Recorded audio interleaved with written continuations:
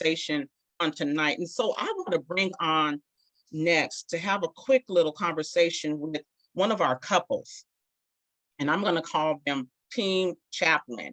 We have actually three couples that are authors on this book, and I know that it's different for individuals that are one single and who decide, or I'll say it like this: when you're living with alopecia and you're single, one of the things that I know I was challenged with was wondering if anybody would be attracted to me, if I would ever be in a relationship. And so I was excited when the couple said yes to this opportunity. And so I want to bring on Team Chaplin, Leonard and Siza, to kind of tell us a little bit about why they decided to say yes to the project, and tell us just a little bit of some of your story, and give our listeners a little taste of what they can expect when they read the book. So I'm going to turn it over to you guys. And Caesar, I'm going to go ahead and let you start out. Hey everyone, we're excited to be here as one of the couples actually. Our story begins where I had alopecia before I met my husband.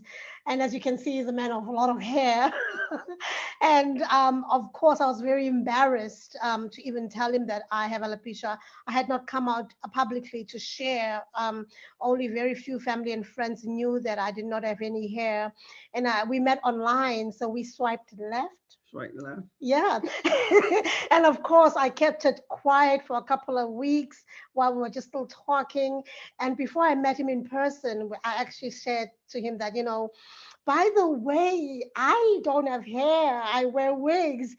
Will you be okay with that? So in our chapter, we share a bit about that, how we met and how our story came along, and how we actually fell in love with just being us, we being imperfectly perfect. And that was just actually one of my skeletons to share with my then boyfriend, to say, listen, would you be able to be with a woman without hair for the rest of your life? Because it might not come back. And thank God and behold, he loved me as I am. And what did you say, baby, when I told you I didn't have any hair? It's just here. He said it's just hair, which we don't want to hear, because it's Exactly. not just hair. But he said, because he's a man of God as well. He said, we'll pray about it. God will bring it back. I'm thinking, oh God, I hope so. So whoever that's here to If support it's his us, desire, yeah. yeah, if it is his desire. So whoever's here to support us, please do purchase, use that link, and leave a review.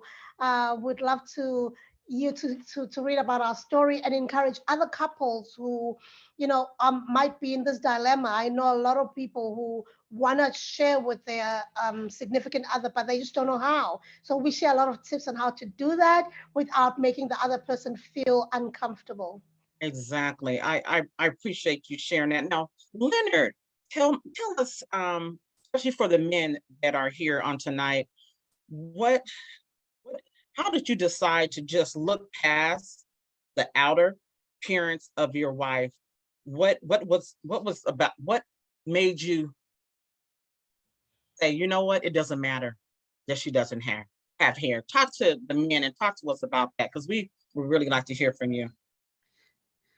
Well, I would say as a pastor, and when I first met my wife, or before I met my wife, I knew what I wanted from the beginning.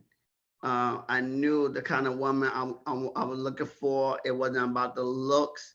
Now that's a bonus if the looks is good, but it was about the heart. It was about, are we moving in the same direction?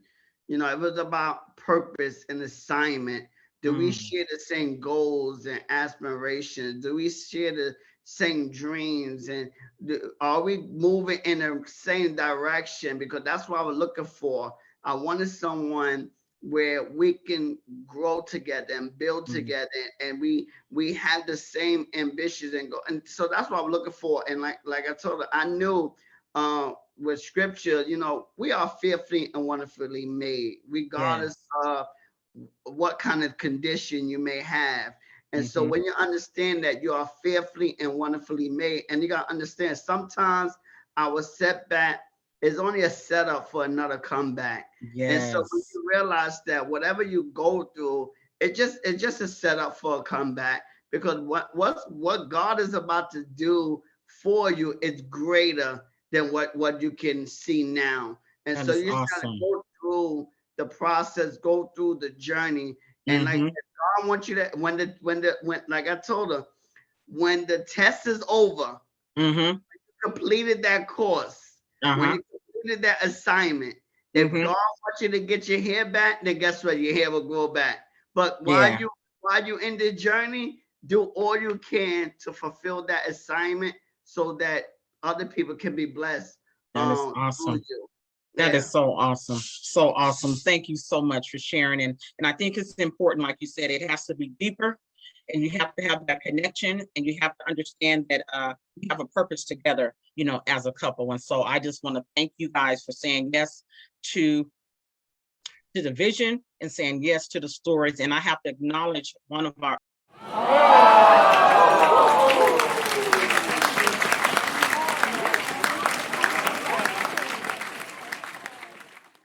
of it.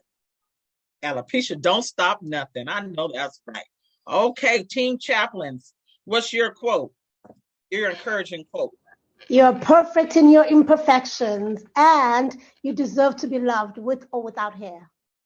And Leonard, one thing I would say, and like I tell my community members, punch fear in the face and go take action, because you will never be defeated unless you allow it to defeat you. So punch fear in the face and go do what you got to do and take action. I love it. I love it.